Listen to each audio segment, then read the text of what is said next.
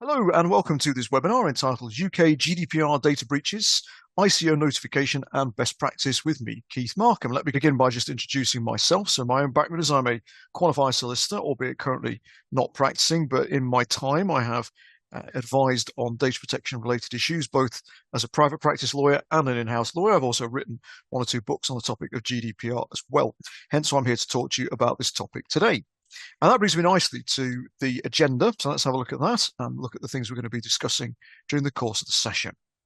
So we'll begin with an overview. So we're going to see the fact that there is some guidance. There's actually something called a self-assessment tool as well, which we'll be looking at various points during the course of today. We'll then go on to talk about the sixth principle. So of the various principles that exist, the sixth one talks about security generally. And we'll see that's then developed further in Article 32 that talks about various security requirements. So that's kind of the initial sort of overview. After that, of course, we'll then move on to one of the most important aspects of this session today, which is what do we mean by a personal data breach?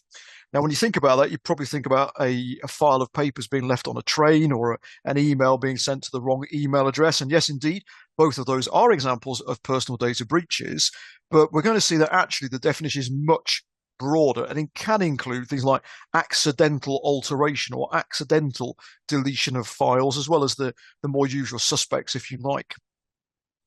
Then we'll move on to talk about notification and communication. These are two concepts which have been around for a long time, but the status of these things changed rather with GDPR in that they now became compulsory in certain circumstances. So it's notifying the regulator, the ICO, of a breach and also potentially communicating what's happened to the data subjects affected. And we'll see there are various rules around that, various exceptions, and so on.